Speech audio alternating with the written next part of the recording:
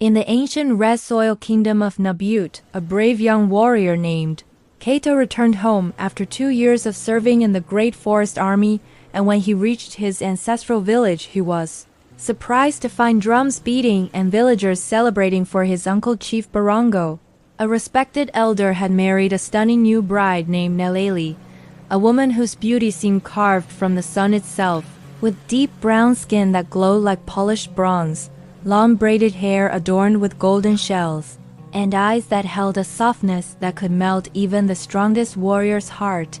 And when Kato first saw her during the wedding feast, carrying a calabash of palm wine with a shy smile on her lips, his breath halted as though the earth beneath him trembled. For Neleli looked like someone he had seen once in a dream but forgotten until now. Neleli approached him, saying softly, "You must be Kato, the warrior everyone speaks of." And when he bowed respectfully and answered, "Yes, my lady Neleli." "It is an honor." She blushed in a way that surprised even her, for she had only met him once, yet there was a strange magnetic pull between them. Over the next days, Kato helped the villagers repair fences, sharpen tools, and hunt fresh meat. And every time he passed the chief's courtyard, his eyes involuntarily searched for Neleli, who often fed the chickens or washed calabashes under the shade of the big mango tree. And although Kato tried to avoid staring, he could never fully turn away, for something about Neleli's quiet elegance pulled him like a tide. She noticed him too, the young warrior with broad shoulders, strong arms, and calm, thoughtful eyes. And sometimes when Kato fetched water from the river, Neleli found excuses to walk there too, pretending she needed new clay for pots, and each time their eyes met for a moment longer than what was proper, and though neither spoke of it, the air around them grew warm and heavy with unspoken emotion. One afternoon, Neleli accidentally dropped her gourd, and Kato rushed to pick it up, their fingers brushing lightly, sending a sudden spark through both of them. Neleli's breath hitched, and Kato, overwhelmed, stepped back quickly, whispering, "Forgive me, my lady. I did not mean." But Neleli interrupted gently, "You did nothing wrong, Kato," though the trembling in her voice betrayed how deeply she felt the moment.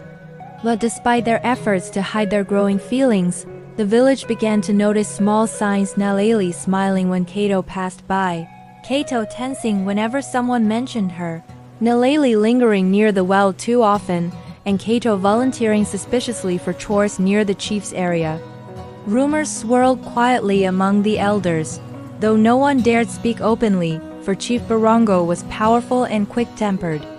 One evening, as the sun dipped low and painted the sky with shades of crimson, Neleli walked alone toward the river, lost in thought, and Kato, returning from a hunt, spotted her silhouette against the glowing water.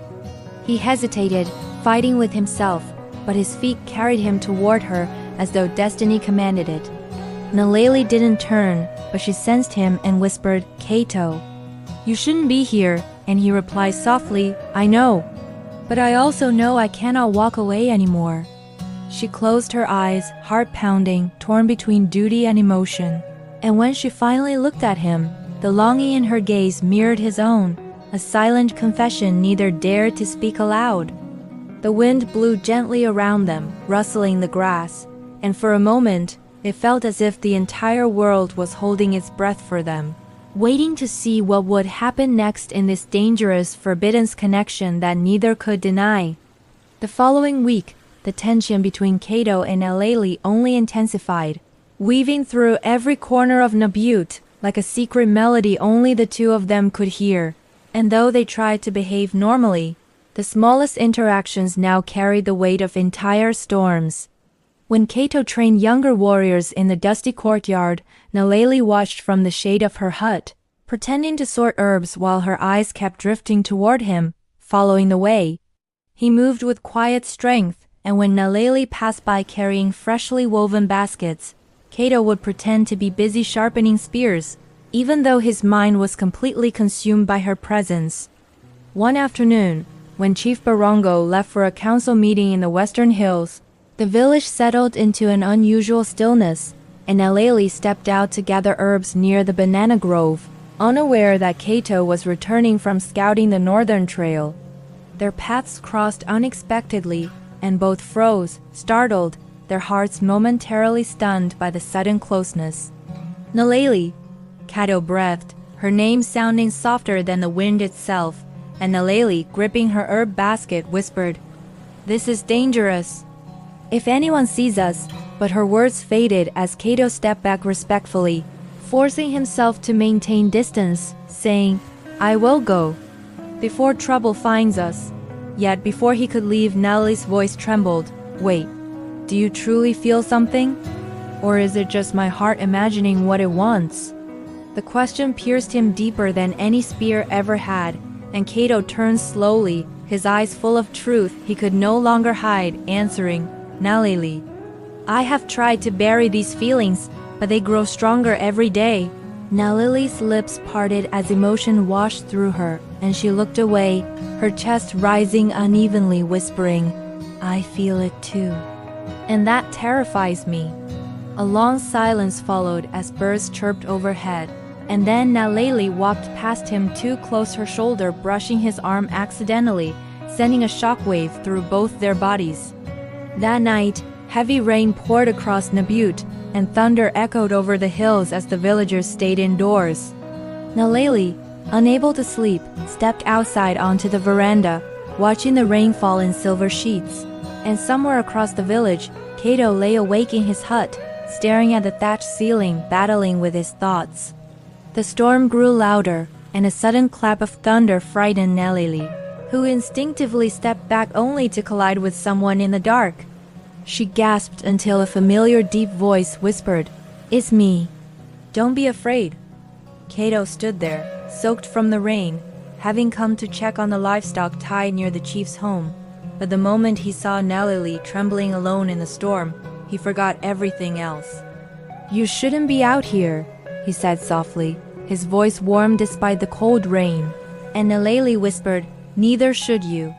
They stood under the small porch as lightning lit the sky, their shadows merging on the mud wall behind them. Naleli's breath came unevenly, and she finally confessed, "Kato, my heart feels alive when you are near, but smashed when you walk away. How can something so wrong feel so undeniable?"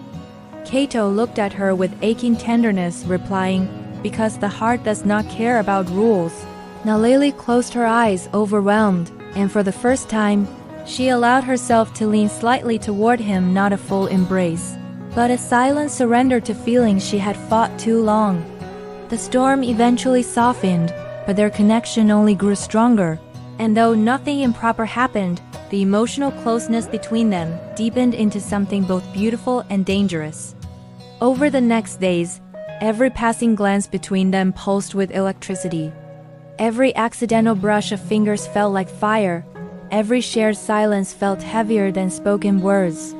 But the village gossip thickened, and an old woman even murmured, "The chief's bride glows too much lately. And that young warrior, he walks like a man in love." Kato tried to distance himself for Naleli's safety, but distance only made their longing sharper, and soon they found themselves meeting at the riverbank once more, under the fading orange sky. Naleli whispered, "No matter how far you walk, Kato, my heart keeps chasing you." And Kato, unable to help himself anymore, answered with raw honesty, "Then perhaps our hearts belong to a story we can't escape." And so their forbidden tale continued, dangerous, tender, and powerful enough to shake all of Nabute. Thank you for listening to this forbidden tale of love and desire from the heart of Africa. If you enjoyed this story, don't forget to like, share, and subscribe to African Folktales Official for more stories that touch the heart. Bye.